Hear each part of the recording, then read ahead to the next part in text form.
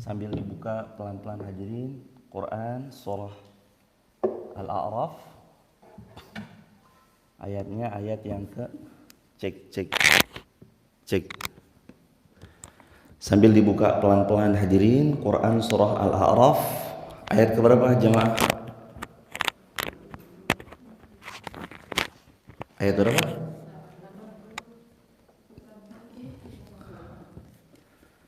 82.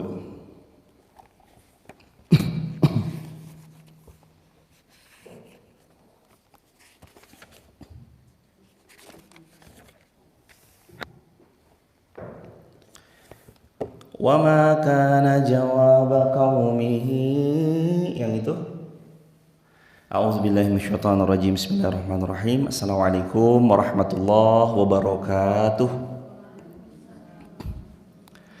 Alhamdulillah al-barrir rahim, al-wasi'il alim, ar-rahmanir rahim. Wassalatu wassalamu ala rasulillahil amin, nabiyina Muhammadin sallallahu alaihi wasallam wa ala alihi wa sahbihi ajma'in, amma ba'd. Rabbi syrah li sadri wa yassir li amri wahlul 'uqdatam min lisani yafqahu qawli. Mari hadirin sama-sama kita awali dengan membaca Sayyidul Istighfar bersama-sama. 1, 2, 3. Allahumma bika asbahna wa bika amsayna wa bika nahya wa bika namut wa ilaikan nusyur. Allahumma anta rabbi la ilaha illa anta khalaqtani wa ana 'abduka wa ana 'ala ahdika wa wa'dika mastata'tu. A'udzubika min syarri ma sana'tu, abu'u laka bi ni'matika 'alayya wa abu'u bi dzambi faghfirli fa innahu la yaghfiru dzunuba illa anta. Rabbi syrah li sadri wa yassir li amri wahlul 'uqdatan min lisani yafqahu qawli. Allahumma inna nas'aluka ilman nafi'an wa rizqan thayyiban wa amalan mutaqabbala. Allahumma inna nas'aluka al-huda wat tuqa wal afafa wal ghina. Allahumma inna na'udzubika min ilmin la yanfa' wa min qalbin la yakhsha' wa min nafsin la tasba' wa min du'ain wa min da'watin la yustajabu lah. Raditu billahi rabba wa bil islami dina wa bi Muhammadin nabiyya wa rasula. Rabbi zidna ilma warzuqna fahma, amin ya rabbal alamin. Hadirin sekalian yang dimuliakan Allah, segala puji milik Allah, salawat juga bertangkaikan salam teruntuk baginda Rasulullah Muhammad sallallahu alaihi wasallam. Allahumma shalli wa sallim wa zid wa an'im wa karim wa barik alaih. Jadi hadirin sekalian, kalau Allah izinkan dan Allah kehendaki, insyaallah kita akan masuk ke Quran surah Al-A'raf ayat 82. A'udzu billahi minasy syaithanir rajim. Bersama-sama. 1, 2, 3.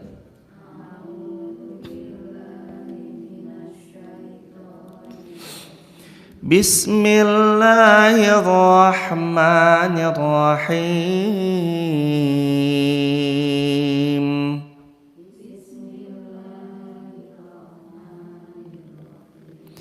Wa ma kana jawaba qaumihi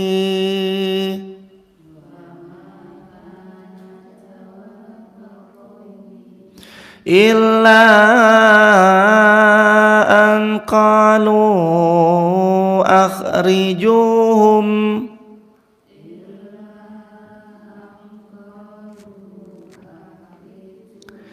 min qaryatikum innahum unasun yatatahharun.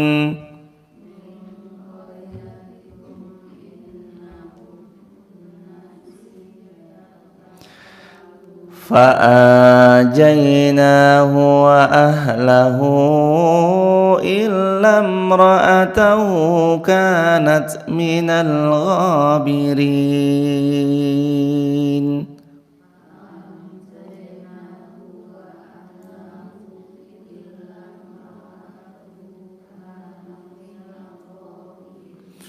Wa amtarna 'alaihim matara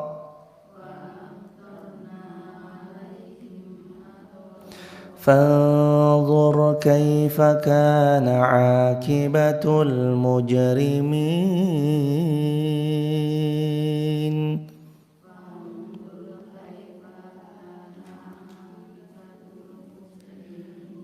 Sebentar jemaah.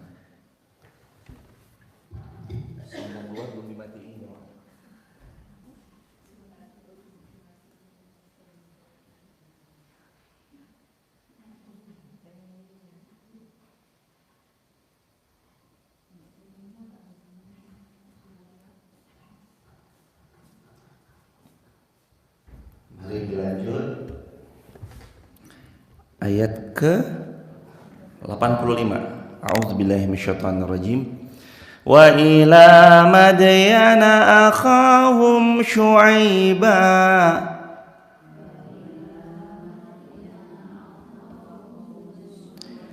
qala ya qaumi i'budullaha ma lakum min ilahin ghairuh.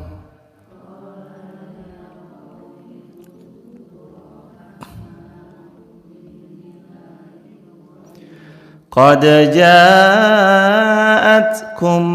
bayyinatum mir rabbikum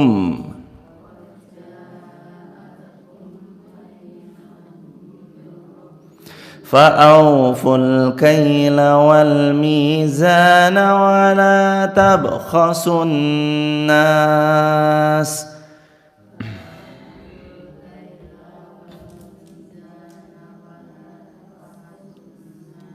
أشياءهم ولا تفسدوا في الأرض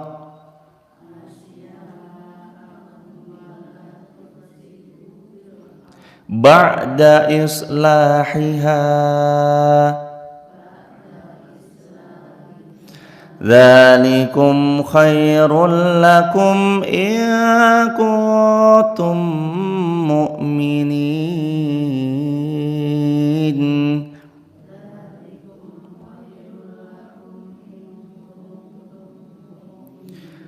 ولا تقعدوا بكل صراط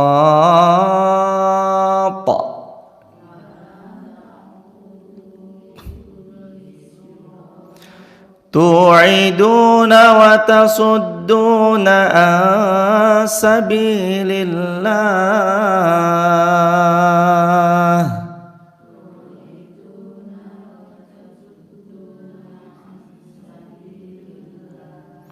عن سبيل الله من آمن به وتبغونها عوجا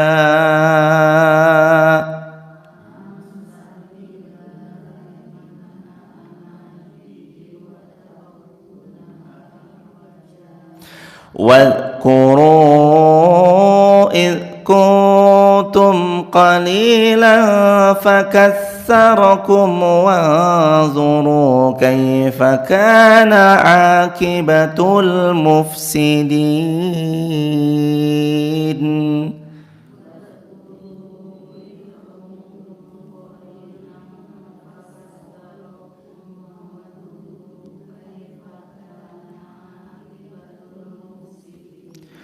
وإن كان طائفة منكم آمنوا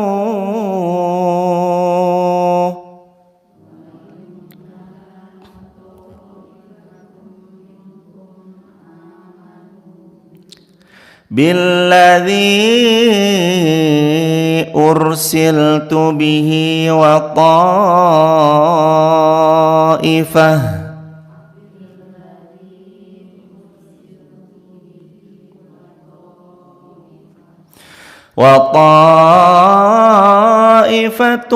لم يؤمنوا. Terakhir, fasbiru hatta yahkumallahu bainana wa huwa khairul hakimin.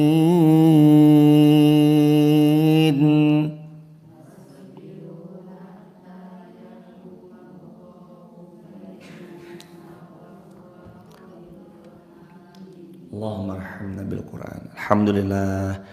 Hadirin, kali ini kita mau membahas dengan pertolongan Allah mentadabburi Al-A'raf ayat ke-82. Allah Subhanahu wa taala berfirman, tidak ada jawaban kaumnya selain berkata, usirlah mereka. Maksudnya mereka di sini adalah Nabi Lut dan para pengikut-pengikutnya dari negerimu ini. Sungguh mereka adalah orang-orang yang menganggap dirinya suci. Nah, kalau ada orang ngajak kepada kebaikan,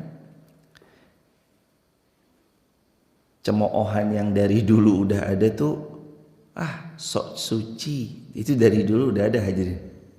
Sebagaimana ayat ini, innahum unasuy yatatahharun, mereka adalah kaum yang menganggap diri mereka suci. Ini kalau kita ngajak orang baik terus tiba-tiba ada yang nyeletuk, ya sok suci banget sih, dari dulu sudah ada. Jangan heran jamaah, dari dulu mah udah ada. Tenang aja hadirin. Kalau ada yang bilang gila, pemecah belah umat, ada yang bilang penyihir, ada yang bilang macam-macam, dari dulu tuh udah ada. Termasuk ya sok suci, atau tiba-tiba kita lagi duduk, ada kebaikan yang diajak, yuk jangan lupa sholat yuk. Wih ustazah, ustazah datang, ayo ceramah ustazah. Wes, gak apa-apa jemaah, dari dulu udah ada. Innahum unasuy yatatahharun, tuh mereka tuh orang-orang yang sok suci. Sebenarnya orang yang ngaji itu bukan orang yang sok suci atau orang yang lagi mengajak kepada kebaikan atau berdakwah atau pelan-pelan ngajak orang kembali ke Allah. Itu bukan yang sok suci jemaah. Tapi boleh jadi beliau adalah orang yang tahu bagaimana rasanya jauh dari Allah sangat amat gak enak, dan tahu gimana rasanya dekat sama Allah, mendekat kepada Allah itu membahagiakan. Makanya perasaan membahagiakan itu mau dibagi kepada sahabat terbaiknya, makanya diajak. Boleh jadi orang yang selama ini ngajak kepada kita itu orang yang paling tulus sayangnya sama kita, dibanding mereka yang cuma mau temenan sama kita karena perkara-perkara dunia. CC motor yang sama, seri mobil yang sama, jumlah tas koleksi yang sama, brand yang sama. Dibanding itu semua, boleh jadi teman yang ngajak sholatlah yang paling tulus berteman kepada kita. Karena sebenarnya kita cuma punya teman dua, masih ingat gak? Teman yang pertama adalah teman yang membuat kita semakin dekat kepada Allah. Teman yang kedua adalah teman yang terus menerus tanpa kenal lelah dan bosan mengajak kita untuk banyak beramal sholih. Teman kita tuh itu aja. Shadiquka, temanmu yang sesungguhnya, siapa yang membenarkanmu tatkala kamu keliru, bukan yang membenarkan setiap kekeliruanmu. Tulis di kolom komentar. Teman yang sebenarnya adalah yang membenarkanmu saat engkau keliru, bukan yang membenarkan setiap kekeliruanmu. Bahasa gampangnya, teman sejati yang membenarkan kekeliruan kita, gimana sih? Yang kalau kita keliru dibenerin gitu loh jemaah. Bukan membenarkan kekeliruan kita yang kita lakukan gitu. Jadi kalau kita salah, teman tuh ya benerin. Bukan malah gimana? Oh bagus. Bukan, teman itu malah membenarkan. Salah, bilang kalau salah, bilang salah. Kalau benar, bilang benar. Salah, bilang salah. Benar, diapresiasi. Itu teman. Lagi jamaah, Kan kita harus memperbanyak 3. Masih ingat apa yang harus diperbanyak? 1, amal solih. 2, teman solih. 3, ilmu. Perbanyak 3 hal. 1, amal solih. 2, teman solih. 3, ilmu. 1 teman solih kurang. 1 teman soleh itu kurang banyak, hadirin. Perbanyak jamaah. Kurang banyak 1 teman yang soleh. Yang banyak. Kalau bisa tuh semua list isinya teman soleh semua. Kepada siapa kita? Teman soleh semua. Yang ngajak kepada istiqomah, ngajak kepada Allah, ngajak kepada Rasulullah. Teman yang soleh. Karena untuk istiqomah nih, ujiannya berat sekali, hadirin. Kena hujan dikit aja udah bisa membuat seseorang itu meletre jemaah. Hujan sedikit aja udah hujan nih enaknya bablas aja Pak ya. Mungkin boleh jadi berawal dari jam berapa toh? Jam 4 lebih 4. Jam 4 lebih 4. Terus mana hujan, tak riap-riap sebentar. Boleh jadi begitulah hadirin. Kan kenapa subuh kesiangan itu kan biasanya faktor tak riap-riap sebentar. Dia menganggap riap-riapnya cuma 5 menit, ternyata 2 jam. Bangun-bangun jam 7, bangun-bangun jam 6, dari jam 4 lebih 4 bangun-bangun jam 6 lebih 4 menit. Berawal dari riap-riap sebentar. Nanggung tak rebahan dulu sebentar tuh. Makanya emang jemaah, hujan itu karunia dari Allah, tapi tergantung sikap kita menyikapi hujan tersebut. Ini kalau hujan tetap datang, payungan. Tahu nggak hadirin? Ada kalimat bagus ini. Al jaza'u min jinsil amal. Kita nanti dapat pahala besar atau kecil min jinsil amal, tergantung effort. Tergantung usaha dalam mencapai 1 amal soleh itu. Ketika subuh ini yang sebelum-sebelumnya nggak hujan kita datang, sama yang subuh ini hujan-hujanan kita datang, pahalanya sama atau beda? Beda. Al jaza min jinsil amal. Karena balasan dari Allah itu datang sesuai dengan kadar perbuatan atau amalnya yang seorang hamba lakukan. Yang datang hujan-hujan, effortnya lebih, melawan rasa malas, melawan rasa kantuk, melawan ingin nanggung-nanggung, pengen riap-riap sebentar. Hujan tuh kan bawaannya udah. Yang mendukung iman. Iman akhirnya yang mendinai itu semua, iman yang melangkahkan kaki kita subuh-subuh tetap ngaji. Itulah iman. Makanya penting punya teman solih. Sekalipun kita tahu ujung kendalinya nanti di diri kita sendiri, tapi teman soleh itu setidaknya ikut mensupport jemaah dalam kebaikan. Itu teman yang salih. Fa'ajainahu wa ahlahu illa mara'atahu kanat minal ghabirin.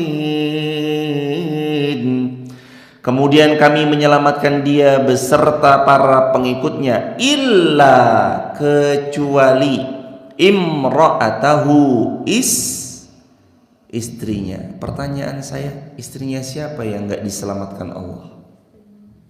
Istrinya Nabi Lut. Kana minal ghabirin. Istrimu termasuk golongan-golongan mereka, orang yang membangkang. Hadirin, tiap-tiap kita akan diuji dari yang terdekat terlebih dahulu. Nabi Adam ujiannya anaknya yang saling membunuh satu sama lain. Nabi Nuh ujiannya anaknya. Irkab ma'ana, anakku ayo naik ke atas kapal sama bapak. Enggak, saya di sini Pak, pasti saya selamat. Anaknya binasa. Ujian Nabi Lut dari siapa? Istrinya. Ujian Nabi Ibrahim siapa? Ayahnya. Ujian Nabi Muhammad SAW siapa? Pamannya. Abu Lahab. Abu Lahab tuh omnya jemaah. Adik bapaknya Rasulullah, Abu Lahab. Coba bayangin hadirin. Para nabi, para rasul diuji dari orang yang paling dekat. Anaknya, istrinya, orang tuanya, pamannya. Siapa Anda, siapa saya, siapa kita yang minta gak diuji? Para nabi dan para rasul jelas solihnya, paling taat kepada Robnya, paling takut kepada Allah. Diuji nggak? Paling berat nggak ujiannya? Kita siapa hadirin minta bebas dari ujian, bebas hambatan? Pasti diuji. Jadi orang yang paling dekat, bisa suami, istri, anak, orang tua, keluarga terdekat, entah paman, om, tante, bude, pak de, pak le, semuanya ujian.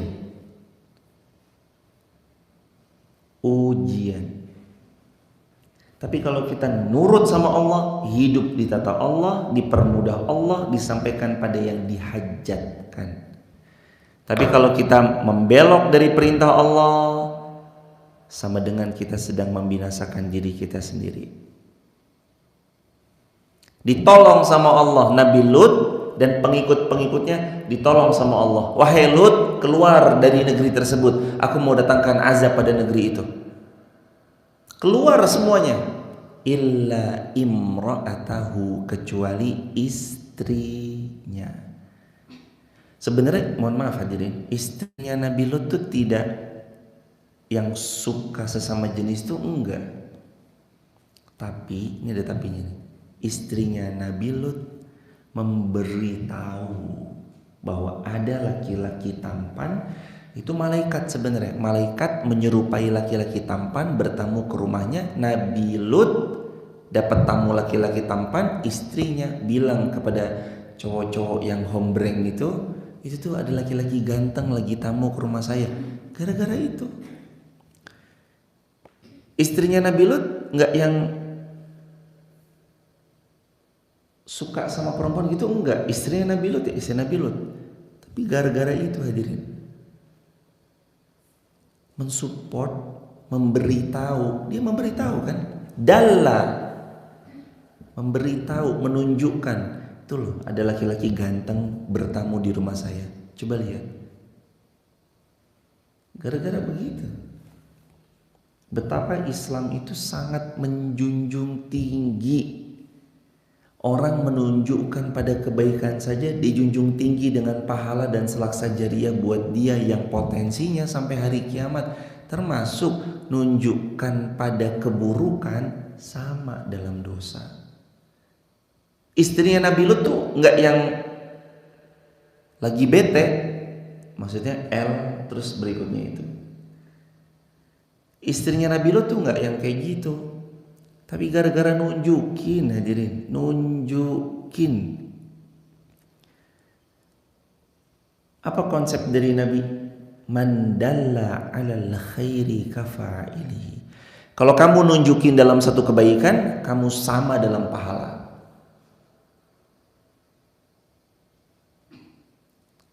Kalau kita nunjukin dalam keburukan, kita sama dalam dosa jariahnya. Kalau teman-teman nge-share, teman-teman kehilangan apa sih?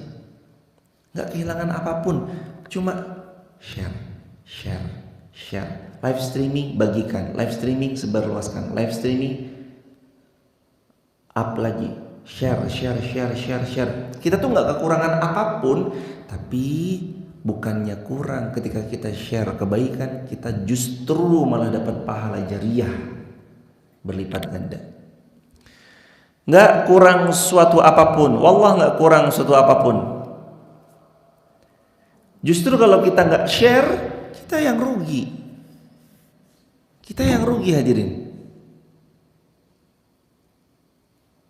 Kebaikan yang ditunjukkan pada orang itu dapat faidah, kita yang nunjukin dapat pahalanya. Makanya hadirin, kebayang gak? Ada orang cuma nge-share modal 1 detik, link share, bagikan. Tapi besok di hari kiamat, ya Allah pahala saya kok banyak banget. Ya, karena dulu kamu suka dalla alal khair, kata Nabi, suka membagikan, menunjukkan, memberitahu atas suatu khair, kebaikan. Dan sosial media sekarang tempatnya jemaah.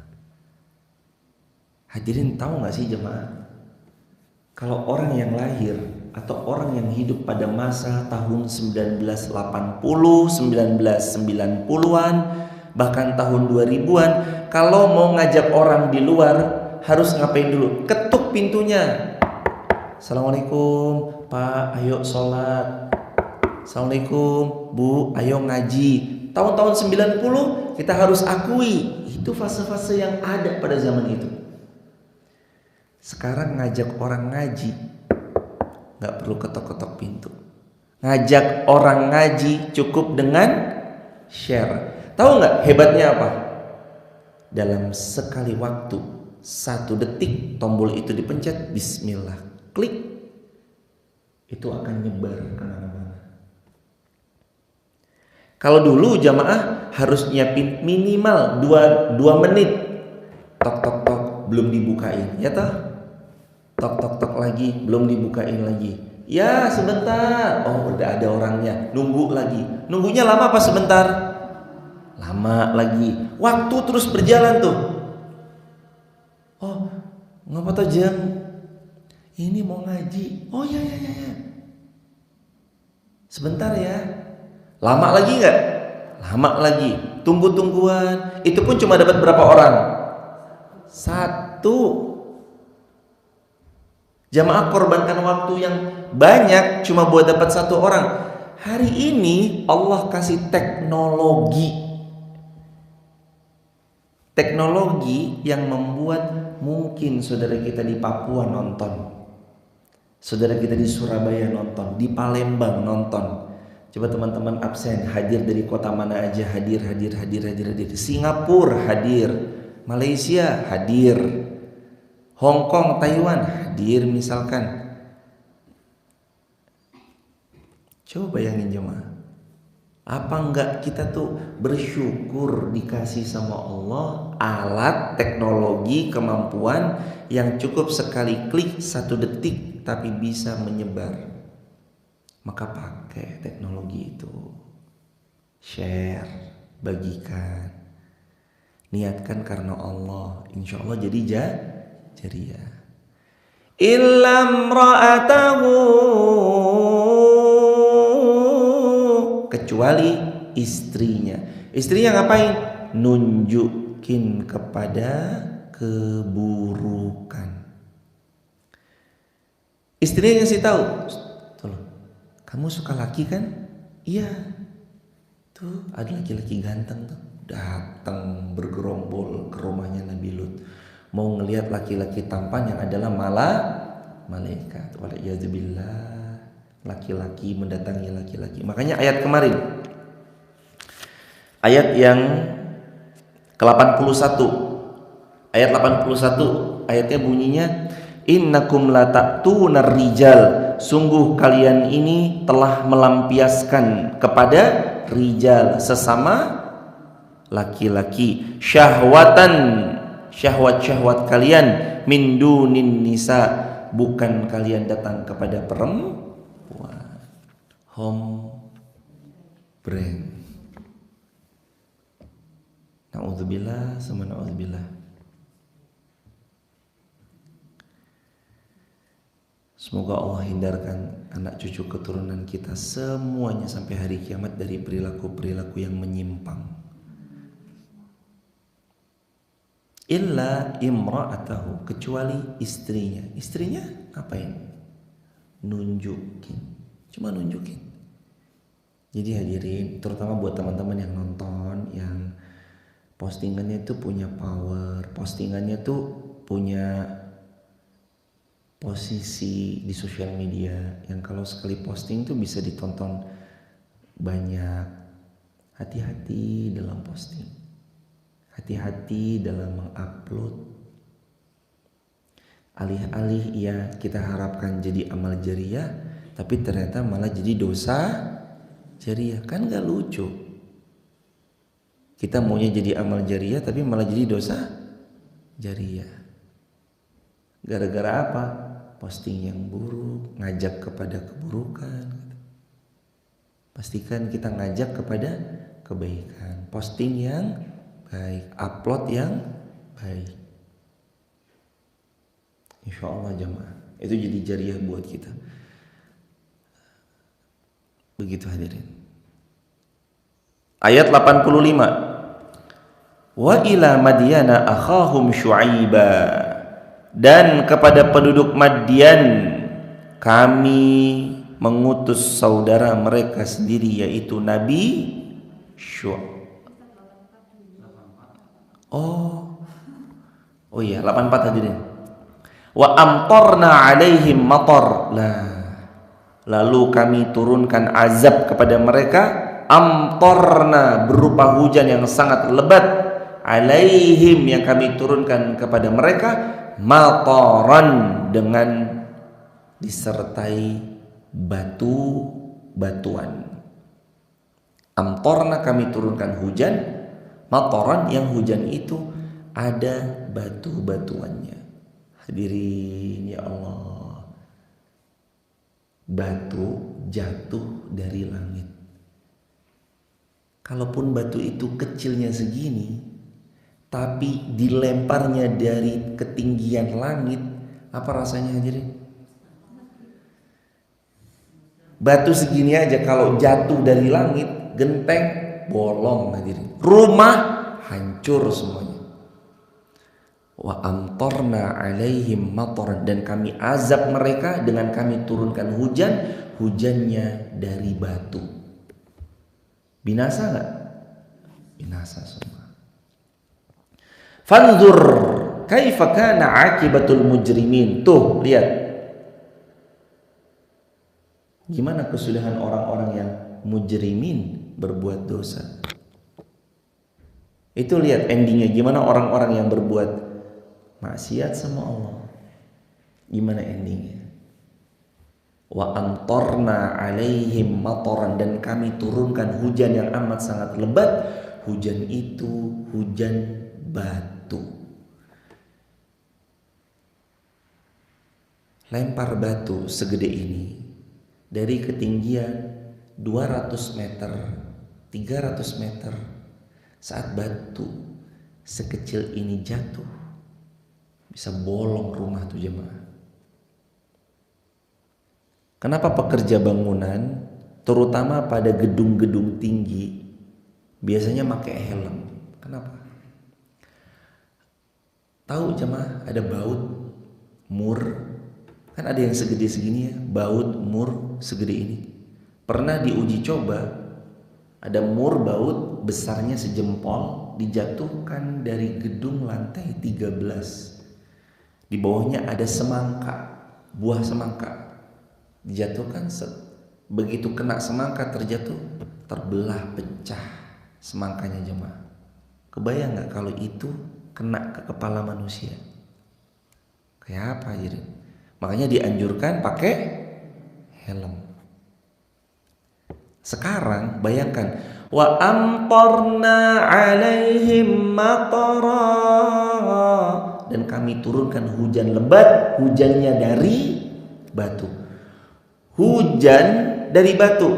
Satu mur aja jatuh dari lantai 13 membuat semangka pecah porak-poranda. Makanya para pekerjanya dianjurkan pakai helm.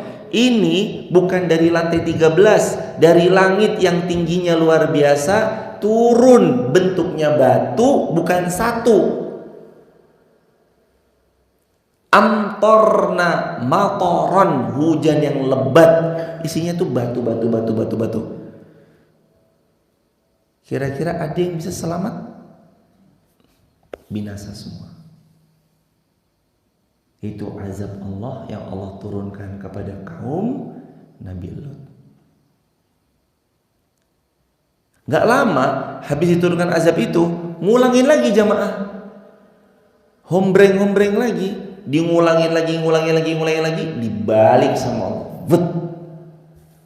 Binasa semua, terkubur hidup-hidup. Allah Ghafurur Rahim, Maha Pengampun lagi Maha Penyayang. Ya, tapi jangan lupa, innallaha wa adzabi adzabun syadid, dan azabku, kata Allah, azab yang sangat pedih. Kalau sudah seorang itu melampaui batas, azabnya tuh pedih sekali jemaah. Wa amtarna alaihim matara, dan kami turunkan hujan lebat. Hujan itu berisikan bebatuan. Fanzur, maka perhatikan, kaifa kana akibatul mujrimin, gimana kesudahan orang-orang yang berbuat dosa. Ada mereka yang selamat? Gak ada. Ada mereka yang beruntung? Gak ada. Ada yang sudah tua, senja, rambutnya putih, korupsi. Akhirnya masa senja yang harusnya nimang-nimang cucu, mau kemana? Nengok cucu. Harus dia habiskan waktu senjanya mendekam di penjara. Alasannya melampaui batas, gak pernah punya rasa cukup terhadap dunia. Pernah gak jamaah dengar? Ada satu riwayat, kalau hari ini kita punya 3. 1, sehat badan kita. 2, ada rezeki untuk makan di hari ini. Bukan hari besok ya, pokoknya hari ini ada rezeki untuk makan.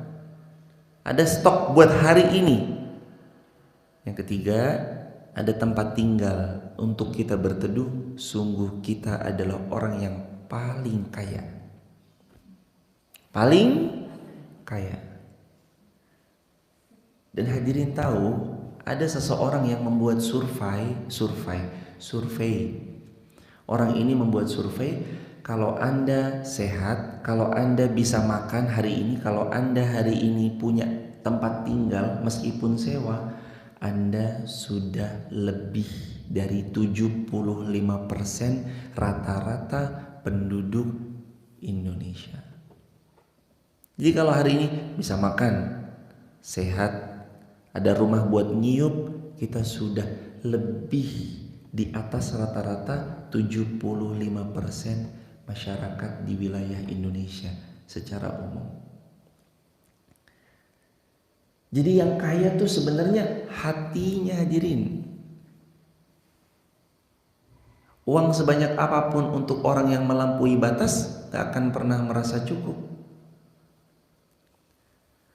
Mau uang sebanyak apapun untuk orang yang melampaui batas gak akan pernah merasa cukup. Manusia dikasih satu gunung, kata Nabi, minta gunung yang kedua, minta gunung yang ketiga, minta gunung yang keempat, sampai mati akan terus begitu. Wa ila Madyan akhahum Syuaiba, dan kami utus kepada penduduk Madyan utusan kami dari kalangan mereka, Syuaiba, Nabi Syuaib. Qala ya qaumi ibudullaha ma lakum min ilahin ghairuh. Yang Nabi Syuaib berkata, wahai kaumku, sembahlah Allah, ma lakum min ilahin ghairuh, yang tiada ilah yang berhak diibadahi dengan benar kecuali Allah. Qad ja'atkum bayyinatun min rabbikum, sesungguhnya telah datang kepadamu bukti yang nyata dari Allah Subhanahu wa taala. Fa'auful kaila, maka sempurnakanlah takaran, wal mizana, sempurnakanlah timbangan jikalau kalian menimbang. Wala tabkhasu, dan janganlah kamu merugikan annas, manusia, asya'ahum, sedikit pun. Perintah Quran, perintah dakwahnya Nabi Syuaib, dakwah yang pertama, sembahlah Allah, jangan berbuat syirik. Dakwahnya Nabi Syuaib yang kedua, ikuti bukti yang nyata. Perintah Nabi Syuaib yang ketiga, fa'auful kaila, sempurnakan takaran ketika menakar. Yang keempat, adillah dalam menimbang, jangan sampai merugikan orang lain. Jadi prinsip kejujuran itu dari dulu selalu digaungkan hadirin. Prinsip jujur, prinsip kalau dagang nggak nipu, kalau 1 kilo bilang 1 kilo. Hadirin tuh kalau jujur dalam berdagang tuh biasanya yang untung diri kita sendiri yang jujur. Dan sebaliknya, kalau kita dusta dalam berdagang, mungkin dalam waktu singkat kita meraih keuntungan, tapi sebenarnya kalau kita berdusta tuh awal dari kehancuran diri kita. Berapa liter? 1 liter, ternyata bukan seliter. 1 liter kurang. Orang akan tahu kok. Ini berapa? 1 kilo. Ternyata cuma 900 gram. Begitu ditimbang lagi di rumahnya 900 gram. Ini orang gak jujur nih. Bilang 1 kilo, ternyata 900 gram. Nimbang yang jujur jemaah. Lagi panen jagung, jujur, timbang. Siapa yang jujur dalam berdagang, yang untung dirinya sendiri. Kalau dia dusta, yang rugi juga dirinya sendiri. Qad ja'atkum bayyinatun min rabbikum fa'awful kaila wal mizan wa la tabkhasun nasa asya'ahum. Yang nomor 3, sempurnakan takaran. Nomor 4, adil dalam menimbang, jangan sampai merugikan. Nomor 5, wala tufsidu fil ardi ba'da islahiha. Jangan pernah berbuat kerusakan di atas muka bumi. Ba'da islahiha, setelah Allah ciptakan bumi dalam keadaan baik. Jangan ngerusak, dijaga kelestarian lingkungan, jangan buang sampah sembarangan. Jadi Islam juga ngajarin go green jemaah. Islam juga ngajarin peduli lingkungan. Islam tuh ngajarin, sangat diajarkan dalam Islam. Dzalikum khairul lakum in kuntum mu'minin. Itulah yang lebih baik bagimu jika kamu orang-orang beriman. Wala taq'udu bi kulli siratin tu'iduna wa tasudduna an sabilillah. Dan nah ini perintah hadirin. Wala taq'udu, jangan duduk-duduk sama siapa? Kita nggak boleh nongkrong sama siapa, nggak boleh duduk-duduk bareng siapa. Jangan sekalipun kalian duduk bi kulli siratin tu'iduna wa tasudduna an sabilillah, di jalan untuk menakut-nakuti dan menghalang-halangi orang dari jalan Allah. Jadi kita tuh nggak boleh duduk-duduk bareng sama orang yang membuat orang lain makin jauh dari Allah atau terhalang-halangi dari jalannya menuju Allah. Jangan duduk sama mereka, jangan bergaul sama mereka, batasi pergaulan dengan mereka. Kalau perlu jaga jarak dengan mereka. Kita adalah penentu mau masukin siapa dalam hidup kita, betul nggak? Kita adalah penentu mau masukin siapa dalam hidup kita. Kita bisa ketemu orang yang kita mau temui, kita bisa nggak mau nemuin orang yang memang tidak mau kita temui. Bisa nggak? Bisa. Kita bisa memutuskan, saya mau berteman sama dia, saya menjaga jarak dari dia. Bisa nggak? Bisa. Kalau ini toksik, hindarkan, tinggali, jangan pernah la taq'udu ma'ahum, jangan duduk-duduk sama mereka. Toxic people itu karakternya 3. 1, menjauhkan dari Allah. 2, membuat kita jauh dari Rasulullah. 3, mengajak kita berbuat dosa.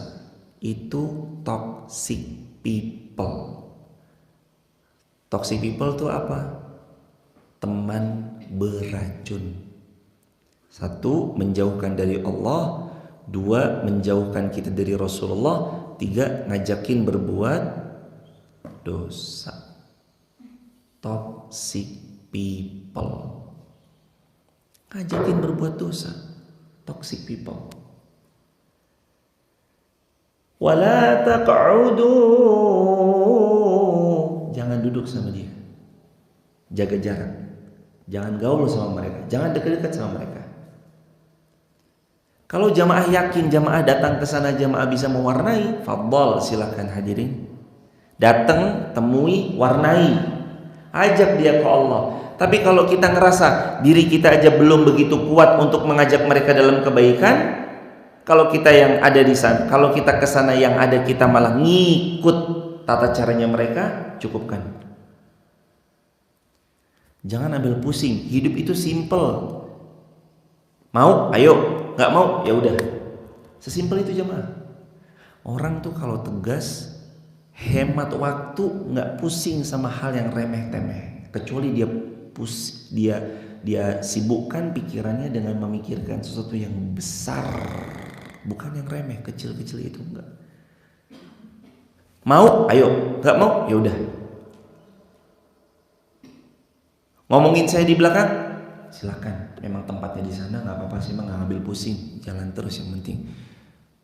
Hadirin, waktu kita, hidup kita terlalu singkat kalau cuma mikirin orang yang benci kita. Betul?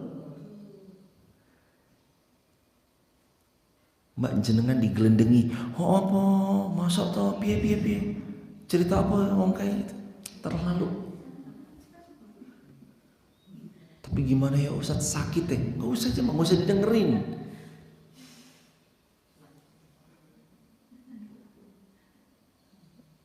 Saya baru tahu kenapa orang-orang dulu hidupnya bahagia. Kenapa orang-orang yang zaman dulu hidupnya selalu terlihat gembira, rumahnya sederhana, bebek ada, ayam ada, kambing sapi ada, bahagia banget, hidup penuh dengan sederhana. Masuk ke rumahnya nggak ada granit-granitan, rumahnya masih tanah. Tapi kenapa bahagia? Dia tidak sibuk dengan urusan orang lain dan dia tidak mau orang lain tahu urusan dirinya. Tenang hidup. Sekarang buka sosmed, buka story WA-nya orang. Dene, kok foto sing karo kayak diposting, foto karo nyong, kok gak diposting ki?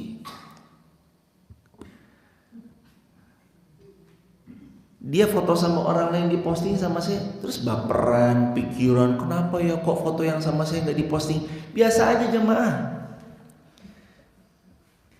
nggak diposting nggak apa-apa, dipostingnya silakan, nggak diposting ya nggak baperan, biasa aja. Kita bisa posting sendiri.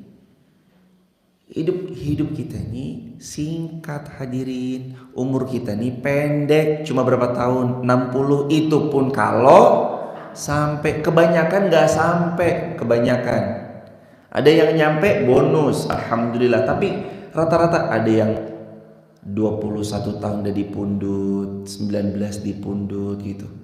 Ada yang nyampe, ada. Tapi kadang sebelum nyampe itu, sebelum 60 udah banyak yang pulang. Waktu yang singkat ini tuh jangan dihabiskan untuk takaudu, duduk-duduk kalian sama mereka, jangan. Makanya kalimatnya bukan takaudu tapi wala takaudu, jangan duduk-duduk sama mereka. Toxic people punya prinsip, mau ayo, nggak mau ya udah. Sesimpel itu. Hadirin tuh pernah dengar nggak kisahnya motor Vespa?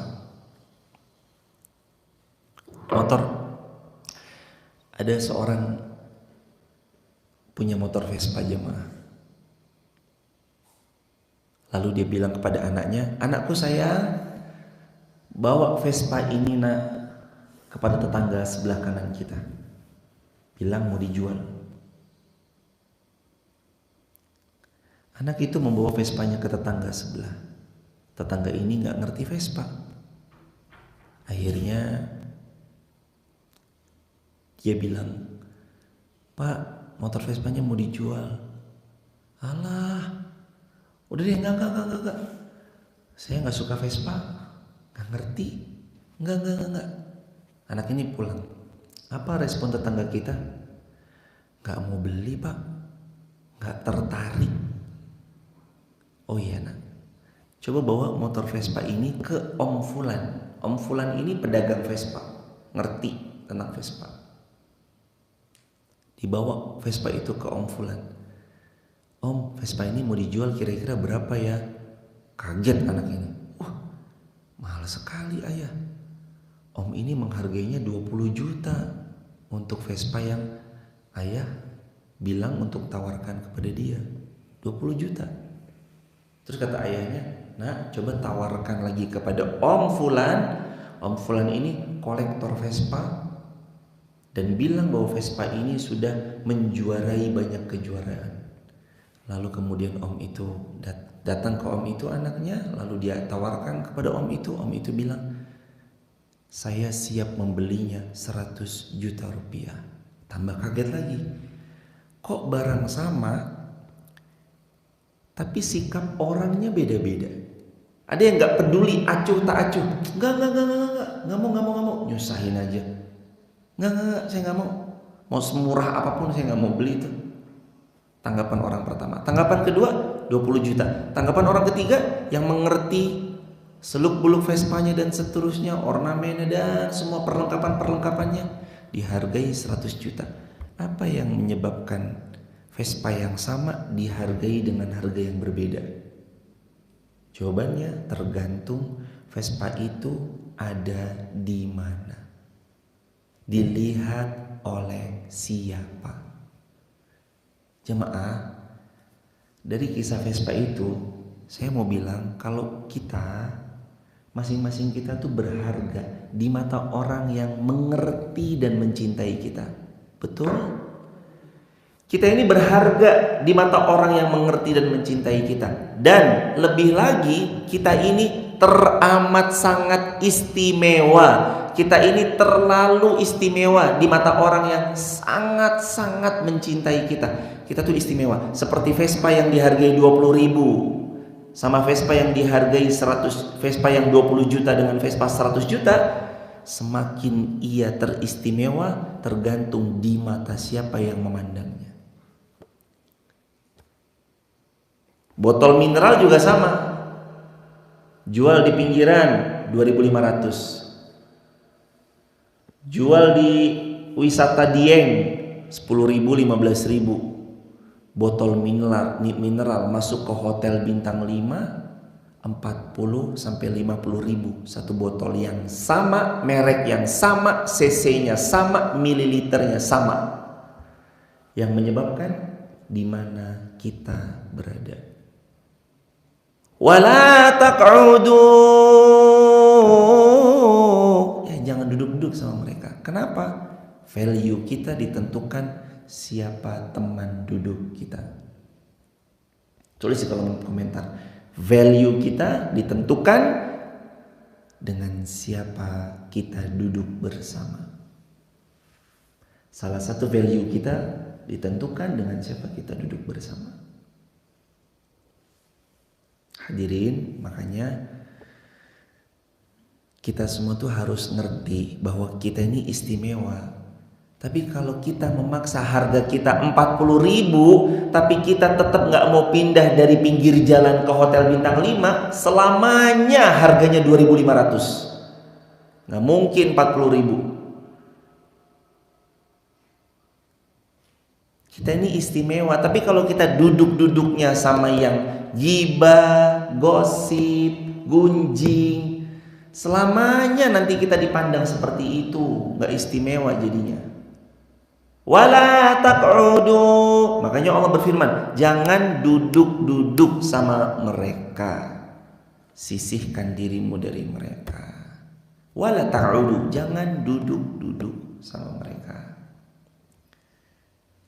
Kalau kita mau dihargai 40.000, datang, maksudnya seperti botol tadi, dia datang ditempatkan botol itu, botol minuman air mineralnya ke hotel bintang 5 ya. Kalau kita mau dihargai, datang ke tempat yang insya Allah menghargai kita, ke pertemuan-pertemuan yang membuat kita semakin dicintai, dihargai.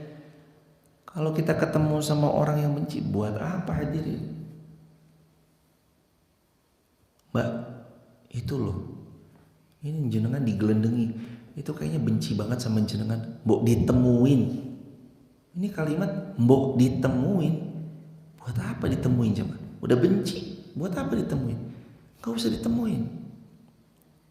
Mbok ditemui kono, lah dia benci sama kita, ngapain kita temuin? Buang-buang waktu, mending ketemu sama yang mencintai, vibes-nya positif, gak makan hati, gak sakit hati, wajahnya gembira, sumringah, orangnya menghargai. Masya Allah, ibu makasih ya meluangkan waktu, sehat, lancar, berkah. Itu loh jemaah. Kesana sakit hati tuh, ngopo kowe benci aku, ribut, buang-buang energi jemaah, buang-buang energi. Ngapain datang sama orang yang benci?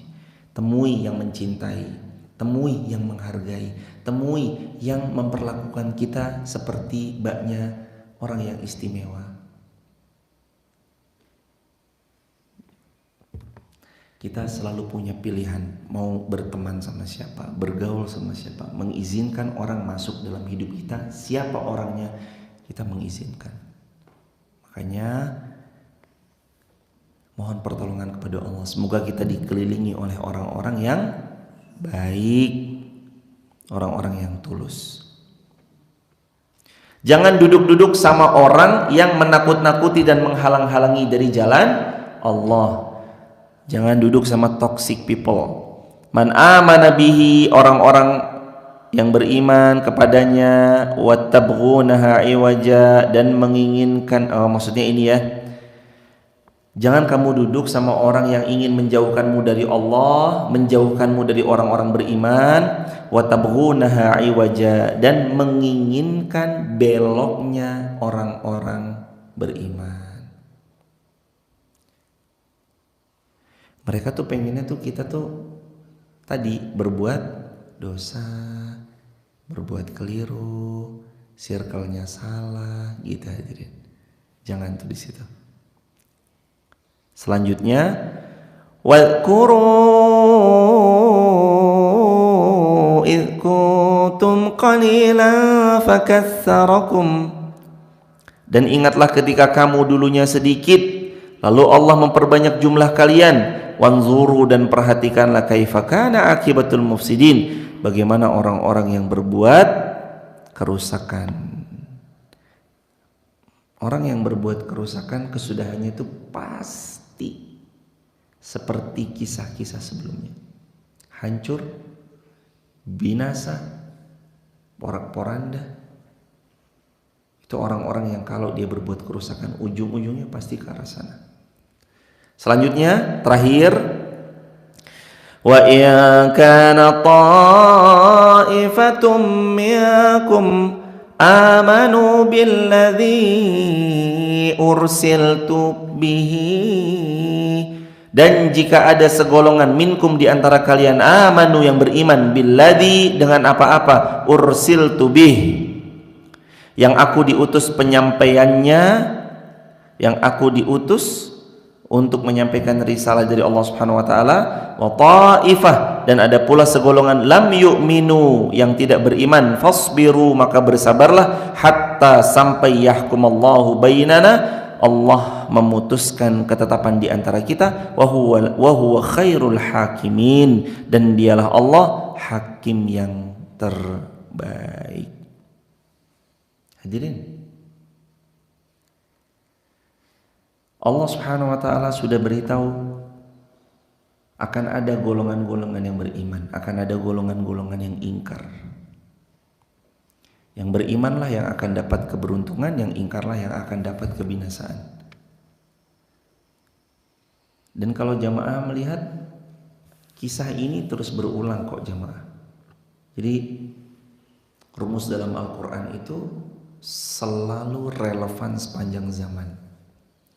Kalau kita mau beruntung, nurut sama Allah, pasti beruntung. Kalau kita mau binasa, ingkari saja Allah.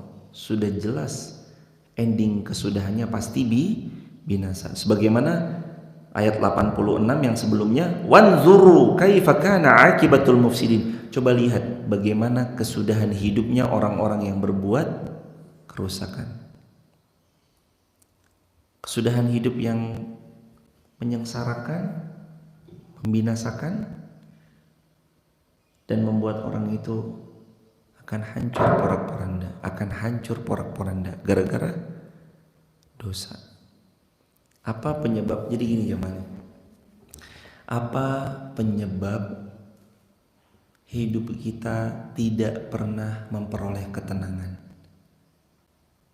Penyebab utama kenapa hidup tidak tenang karena dosa. Tulis di kolom komentar teman-teman. Penyebab kenapa hidup tidak tenang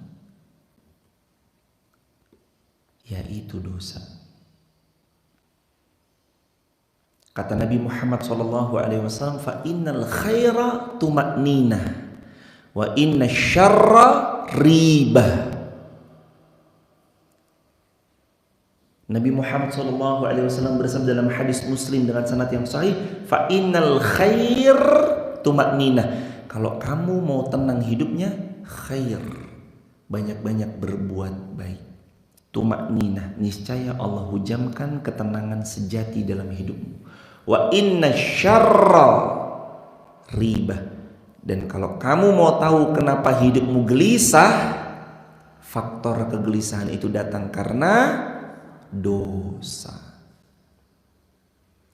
Karena kata Nabi, fa inna syarra ribah, dosamu, keburukanmu yang kamu lakukan, ribah, membuat hidupmu enggak tenang, gelisah.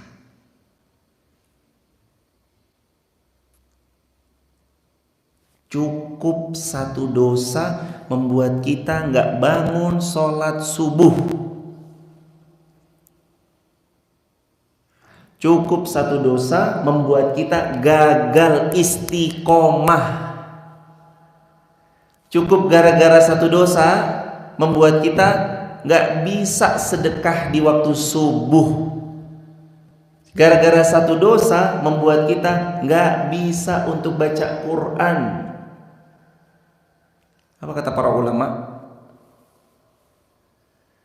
Aku tahu ketika aku berbuat dosa, maka Allah langsung menghukumku. Apa hukumannya? Ketika aku terhalang dari membaca Al-Quran, maka di situ aku tahu ada dosa yang aku lakukan. Dosa itu kan menghalangi. Kalla bal rana ala qulubihim ma kanu yaksibun.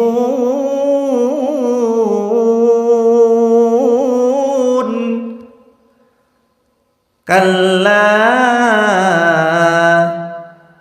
bal rana ala qulubihim ma kanu yaksibun.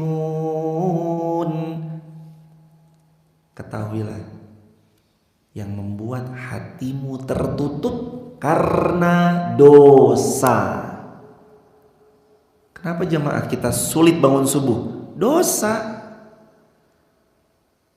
Saya ngantuk Ustadz, ngantuk. Iya, itu salah satu faktornya. Tapi kan yang membuat akhirnya, ya subuh mah semua ngantuk kali jamaah. Kita subuh semua ngantuk nggak? Ngantuk, semuanya ngantuk.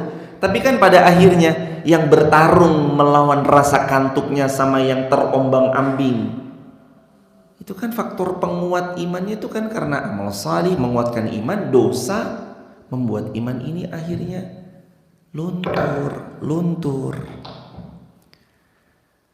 Apa penyebab kita gelisah? Karena dosa. Dan cukup satu dosa membuat kita terlempar dari beramal salih. Kalau hari ini kita nggak bisa baca Quran, fix karena dosa. Kalau hari ini kita nggak bangun sholat subuh, fix karena dosa. Ngantuk Ustaz, karena ngantuk bukan karena dosa. Itu nomor sekian. Rasa kantuk semua subuh ngantuk. Tapi ada yang melawan rasa kantuknya, ada yang terombang-ambing akhirnya tidur lagi, nggak bangun sholat subuh. Apa yang membuat kita gagal sedekah di waktu subuh? Dosa. Karena dosa. Dosa tuh menutup hati jemaah. Kata Nabi, barang siapa yang berbuat satu dosa, Allah titikkan dalam hatinya nuqtatun sauda, tinta hitam, satu titik. Ini kalau hati bersih, ketitikan tinta hitam 1, 2, 3, 4 terus yang bersih lama-lama hitam pekat. Kalau udah hitam pekat, cahaya mau masuk terhalangi karena ada lapisan hitam pekat, yaitu karena dosa. Hati awalnya pasti sensornya hidup. Aduh, ini kayaknya dosa nih. Hidup sensornya tuh, nggak enak aja. Tapi karena seringnya berbuat dosa, hati itu kadang lama-lama meredup. Parahnya lagi, sensornya rusak. Gara-gara berbuat dosa. Yuk hindari. Kita mah manusia yang gak luput dari dosa. Saya yang bicara pun juga sama. Kita manusia. Pernah buat keliru hadirin? Pernah buat dosa? Banyak apa sedikit? Banyak banget ya Allah. Dosa kami ini banyak ya Allah. Tapi kami lagi berusaha istiqomah. Istiqomah jemaah. Ketahuan kan saat Allah uji dengan hujan subuh-subuh, vyur. Biasanya kalau nggak hujan lumayan. Sekarang pas hujan lumayan. Itu Allah uji loh hadirin. Kadang-kadang tuh emang dikasih ujian. Nih subuh hujan ya. Nah, mau berangkat nggak? Subuh nih hujan ya. Nih mau ngaji tetap nggak? Subuh nih hujan ya. Nih tetap gas apa enggak? Apa lanjut tidur? Ingat selalu jemaah, kapan benteng yang kuat ini dibangun lalu roboh, bangunnya kembali tidak mudah. Artinya ingat, istiqomah yang sudah dibangun dari lama, sekali kita menuruti nafsu dan syahwat yang syaitan bisikkan, kita bisa dibuat tidak bangkit lagi dalam iman. Dulu kakak kelas saya Ustadz Anang Fatur Rahman LC dari Mu'alimin, beliau pernah bilang waktu beliau kuliah di Madinah dan kami ketemu di Masjid Nabawi, nasihatnya di Masjid Nabawi, beliau bilang gini, sekali kita nggak sholat, maka besok masjid terasa jauh banget. Ditarik lagi nasihatnya, sekali kita nggak ngaji, besok tuh kajian live streaming tuh jauh banget jemaah. Istiqomah tuh kan makanya lagi bangun. Ini lagi bangun rumah nih jemaah. Bangun batu bata 1, 2, 3, 4, 5, 6. Udah kokoh bentengnya. Males paling sehari ini, tahu syaitan tuh paling bisa bisikin paling cuma 1 hari, terus besoknya nanggung ya masih hujan 2 hari, cukup nggak syaitan bisikin lagi, nanggung paling cuma 3 hari, akhirnya seminggu, akhirnya sebulan, akhirnya setahun, akhirnya nggak pernah lagi datang ngaji. Itu was-was syaitan. Makanya ayat Al-Quran, wala tattabi'u khutuwatis syaitan, jangan kamu ikuti langkah-langkahnya syaitan. Bukan jangan ikuti setan ya, bukan, tapi wala tattabi'u khutuwat. Khutuwat itu artinya langkah demi langkah. Jadi syaitan tuh goda jamaah tuh bukan sekali langsung habis, enggak. Bisikin dulu, udahlah tidur aja. Bisikin lagi, paling cuma sehari. Besoknya lagi, paling juga cuma 2 hari. Besoknya lagi, paling juga cuma 3 hari. Besoknya lagi, paling cuma 4. Gitu cara menyinapi syaitan. Ngeri nggak jemaah? Ngeri. Coba Quran, udahlah nggak usah buka Quran, buka WhatsApp aja. Quran atau WhatsApp? Quran atau WhatsApp? Quran apa WhatsApp ya? Kosek lah. Nah, kosek lah.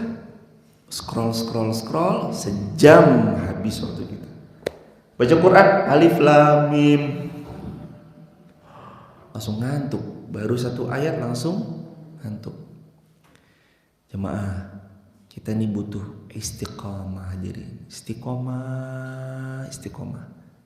Kata Nabi kan gitu, amal yang paling Allah cinta adwamuha wa in qalla, yang rutin walaupun sedikit.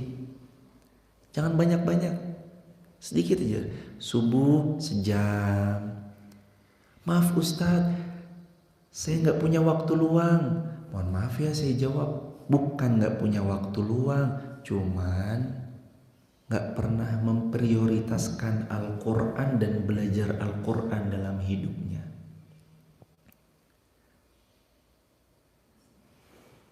Kita nggak ngaji, itu bukan karena kita nggak punya waktu luang, karena kita nggak pernah memprioritaskan itu dalam hidup kita. Betul? Ya masa tuh jamaah 24 jam ngasih waktu 1 jam untuk Allah, masa nggak ada? Ada. Dalam sepekan nggak bisa ngaji, bukan nggak bisa ngaji, memang menambah ilmu agama dalam hidupnya nggak pernah jadi prioritas, makanya nggak pernah ngaji. Kalau orang menempatkan ilmu agama sebagai prioritas, yufaqihu fiddin, Allah akan jadikan ilmu agama itu wasilah sebagai pemahaman agama yang baik untuk dirinya. Dia pasti meluangkan waktu. Sesibuk-sibuknya kita pasti akan nemu waktu luang untuk itu. Betul. Ini kan ibu-ibu sibuk semua. Sibuk pol. Ada yang sibuk jualan durian. Oh enggak ada ya? Bukan jualan durian tapi juragan durian. Ada yang sibuk dengan aktivitasnya, sibuk dengan nyiapin anaknya. Tapi kan sekali lagi, kalau memprioritaskan Allah, pasti akan nemu waktu luangnya, sesibuk apapun. Yuk belajar kita meluangkan waktu untuk Allah. Ingat ya jemaah, siapa yang memprioritaskan Allah, Allah prioritaskan dia dengan segala yang dia hajatkan. Tapi siapa yang mengakhirkan Allah, maka jangan salahkan siapapun kecuali dirinya kalau dia dan hajatnya diakhirkan oleh Allah. Yuk prioritaskan Allah. Terima kasih banyak teman-teman sudah meluangkan waktu di TikTok, YouTube, Instagram. Semoga Allah memuliakan, melancarkan, memberkahi teman-teman semua. Rezekinya makin melimpah, segala hajat Allah ijabah. Dan kalau ada di antara teman-teman ada yang mau bergabung di grup WhatsApp kajian saya, teman-teman bisa tap link di bio, buka uwir.co.id, nanti langsung bergabung ke grupnya atau save nomor WA-nya 0812 13 60 70 20. Yang tahu tulis di kolom komentar biar nanti di screenshot sama teman-teman yang lain kalau terkait nomor WhatsApp 0812 13 60 70 20. Dan alhamdulillah lantai 1, lantai 2 sudah selesai, lantai 3 sedang menuju proses. Untuk teman-teman yang mau ikut andil bangun masjid lantai 3, Dan untuk di sebelah sana juga ada gedung penghafal Quran untuk SD, untuk para penghafal Quran, untuk Ma'had Ali, untuk para mahasiswa yang nanti menghafal Quran dengan izin Allah, santri-santri yang para penghafal Quran. Teman-teman mau ikut ambil peluang jariahnya, silakan banget. Boleh langsung datang ke Masjid Muhammad Al-Fatih, di Google Map ada Masjid Muhammad Al-Fatih Wonosobo. Atau teman-teman bisa juga langsung melalui QRIS atau lewat platform Muamalat 50 900 18044 atas nama Masjid Muhammad Al-Fatih. Dan terakhir, insya Allah tanggal 29 Maret 2024 kami Masjid Muhammad Al-Fatih siap membersamai sahabat-sahabat semua, ikhwan dan akhwat, muslimin dan muslimah yang mau muslimin dan muslimat yang mau iktikaf dari semua kota, silahkan. Yang mau iktikaf 10 hari terakhir Ramadan di Masjid Muhammad Al-Fatih siap. Yang akhwat ada di atas, yang ikhwan ada di bawah. Nanti iktikaf ada daurah bersanad bersama saya dan Ustadz Ferry Septianto LC. Insya Allah Ustadz Ferry Septianto punya sanad keilmuan sampai ke Rasulullah. Kami pun juga ada sanad sampai ke Rasulullah SAW. Nanti insya Allah kita akan adakan daurah di 10 hari terakhir di bulan Ramadan. Acara iktikaf gratis, 10 hari terakhir. Infonya ada di mana? Infonya ada di admin Masjid Muhammad Al-Fatih 085174456070. Itu admin Masjid Muhammad Al-Fatih. Untuk iktikaf silakan bisa siapkan dari sekarang. Teman-teman yang mau membersamai iktikaf juga sangat boleh ya. Tapi tambahin kode belakangnya 005 untuk membersamai Ramadan, program Ramadan, buka puasa bersama, iktikaf dan lain-lain.